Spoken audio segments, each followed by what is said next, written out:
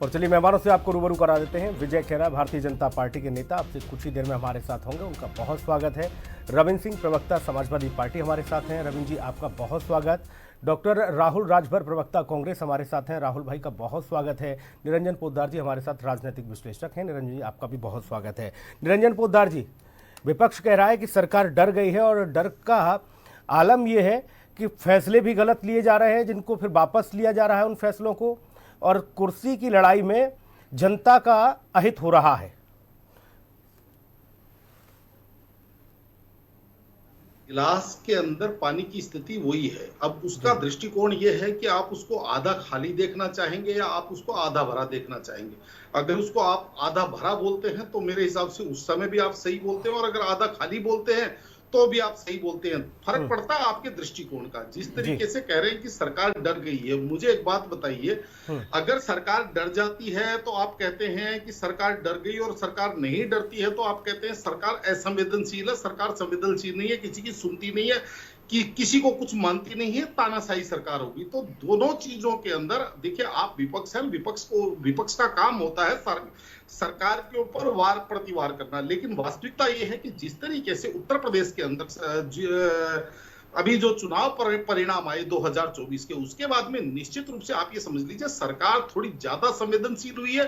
अब इसको आप डरना कहें, लेकिन मैं इसको संवेदनशीलता कहूंगा कि जिस तरीके से अब कार्यकर्ताओं की भी सुनने की बात की जा रही है, या तमाम सारे पहलुओं के ऊपर ध्यान दिया जा रहा है कि जनता को किस चीज की परेशानी है, चाहे उसके अंदर किसी भी प्रकार की, चाहे सुविधाओं की बात हो, चाहे कानून व्यवस्था की बात हो, चाहे जनता के बारे में जिस तरीके से भी एक आरोप कहा जा रहा था, या यूं कहें कि जो महसूस होने लग गया था कि प्रदेश के अंदर कहीं ना कहीं जो ब्यूरोक्रेसी शासन है वो हावी है। तो अब उस चीज के ऊपर भी अगर मान लीजिए इस चीज का ध्यान केंद्रित किया जा रहा है, तो इसको जनता के प्रति संवेदनशीलता आप कह सकते हैं। अब बाकी अपना अपना दृष्टिकोण है, मेरा ये मानना है। ठीक है। रंजन पोद्दार जी, किया है, किसी ने कोई अपराध किया है, उसको बहुत सारे निगम का कर्मचारी हो और शहर में बुलडोजर जाए, या फिर कोई भी डेवलपमेंट अथॉरिटी का कोई कर्मचारी हो, या फिर पुलिस प्रशासन, क्या एकाएक बुलडोजर लेकर पहुंच जाते हैं, या उससे पहले नोटिस दिया जाता है कि भाई इतना समय अवधि है, आप लोग यहाँ से हटा लें, ना हटाएंगे तो फिर कार्रवाई होगी। दूसरा ये कि अगर ऐसा ही सब कुछ चल रहा है प्रदेश में, तो फिर विपक्ष ने एक बार भी अदालत का रुख क्यों नहीं किया?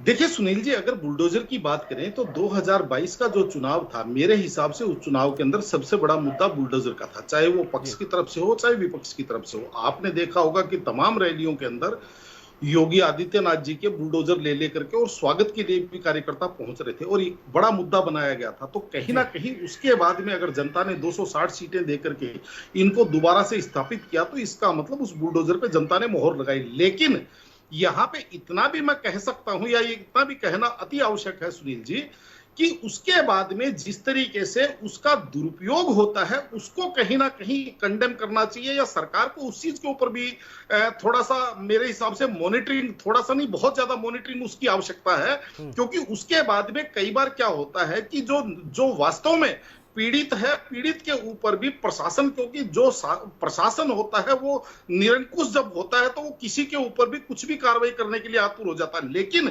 जिस तरीके से बदमाशों पे, अपराधियों पे, और जो समाज कंटक लोग हैं उनके ऊपर बुलडोजर की कार्रवाई हुई, उसको जनता ने हाथों हाथ ली। और आपने देखा होगा कि उस समय एक कथा और चली थी, और वो ये कि चरखे से आजादी आई या नहीं आई इसका हमें नहीं पता, लेकिन बुलडोजर से शांति आई, ये हमने अपनी आंखों से देखा। तो कहने का तात्पर्य ये वहां तक तो ठीक था, लेकिन यहाँ पे थोड़ा सा अगर इस चीज को अगर आप देख करके चले कि भाई जी ठीक है भाई साहब, बहुत शुक्रिया सर, बहुत धन्यवाद चर्चा में जुड़ने के लिए, बहुत धन्यवाद।